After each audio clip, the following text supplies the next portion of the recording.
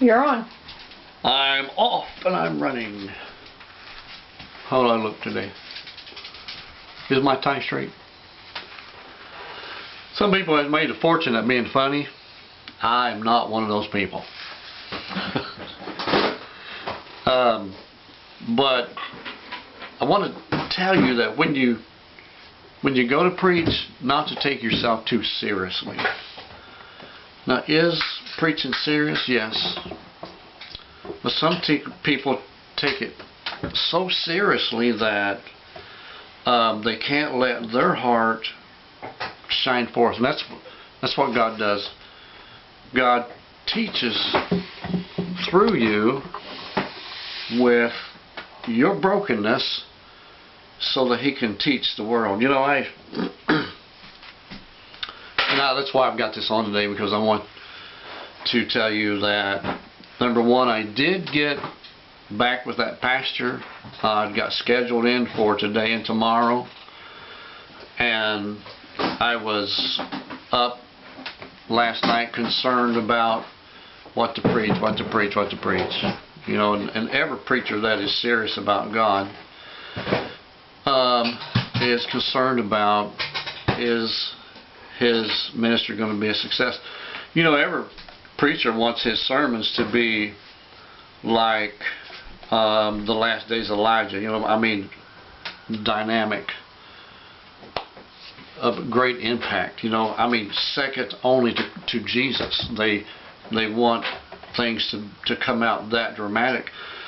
And to tell you the truth, that can't happen if we take ourselves too serious.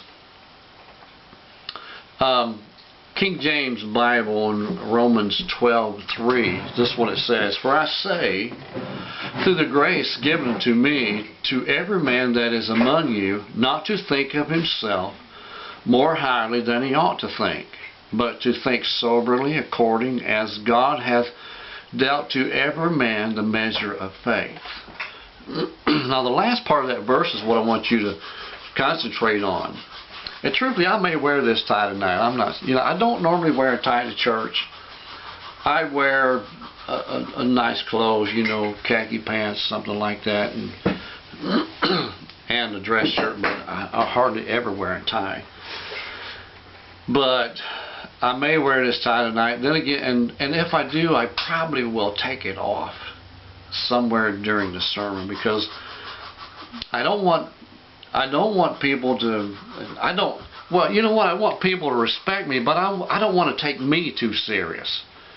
You know, I don't want to take me too serious, because if you take yourself too serious, my wife's over there giving me the eye, like, what's wrong with you, boy? Get your head out of the clouds.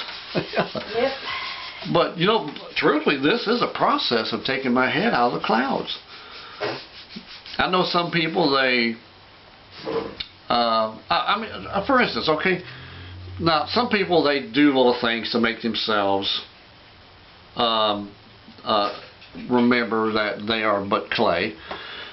But think about the last days of Elijah. If he knew that he was the last days of Elijah, what in the world would he be doing? You know, I mean, what would he think of himself? I mean, he's apparently around somewhere. You know, one of the things that God did for me back when I was really, really young was He showed me a supernatural vision, and which is why I am the Lord's prophet today. You have to see something supernatural. The Bible says, Numbers 12:6, that God will make Himself known to you.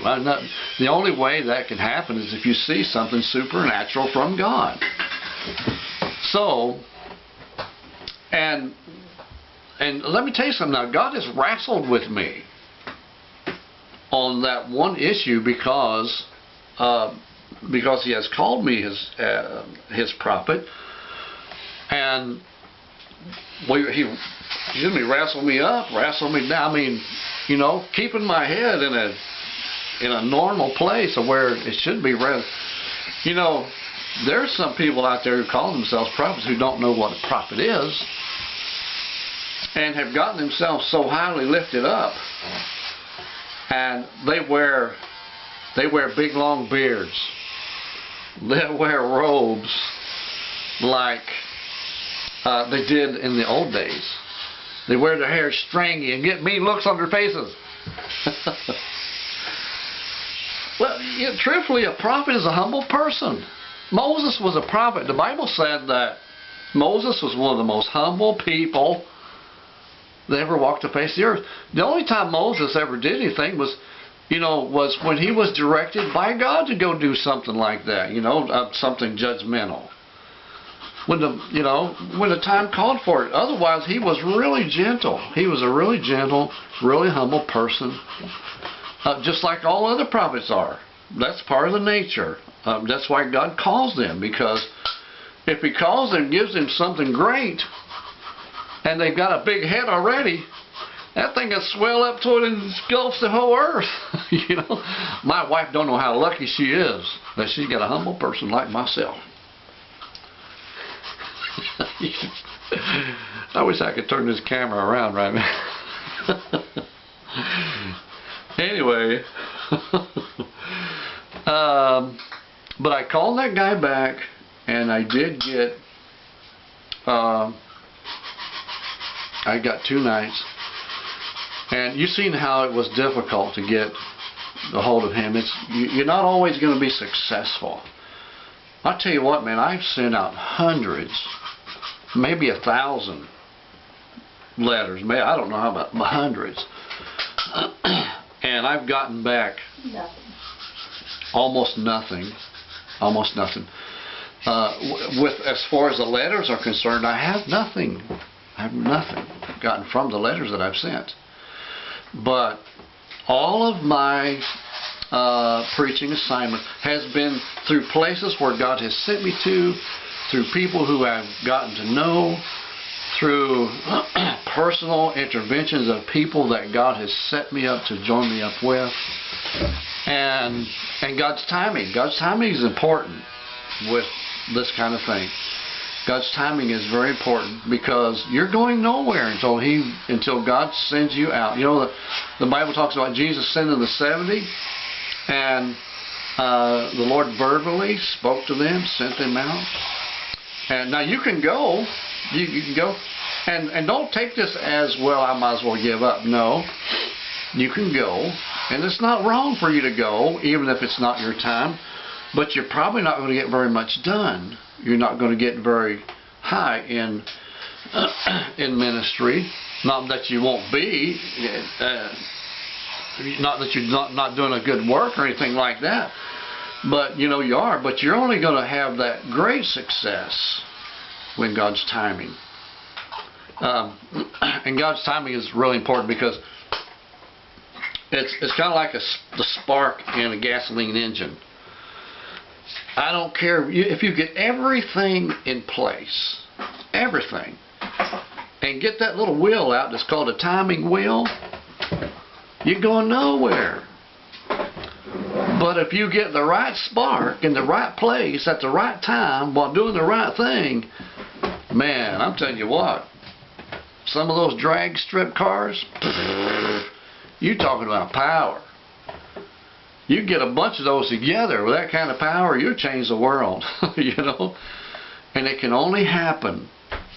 It can only happen if you're doing it the right way. The right way.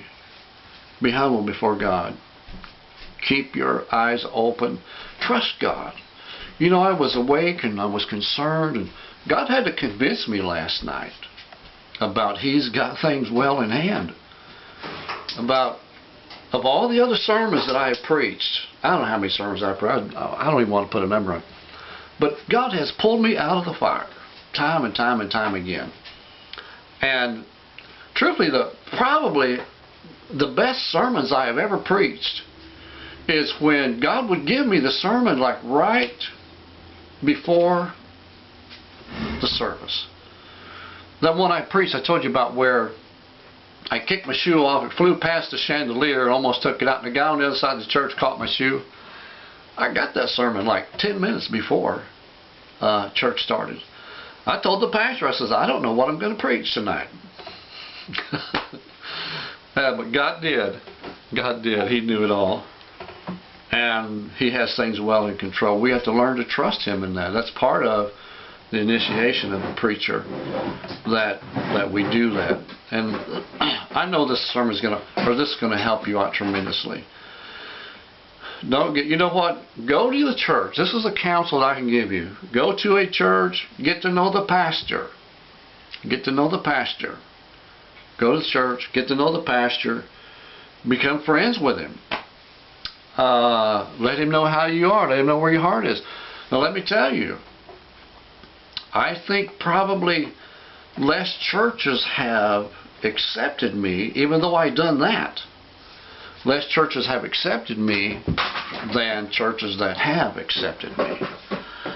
But when you go, you still, even though that kind of thing happens, you still have to preach your sermon like it was the last one, like is the only one you will ever preach there, because sometimes it will be.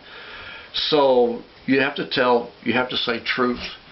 You have to be correct in the Word of God. You have to make sure God alone is satisfied with what you have preached. Not men, not the pastor, not the pastor's wife.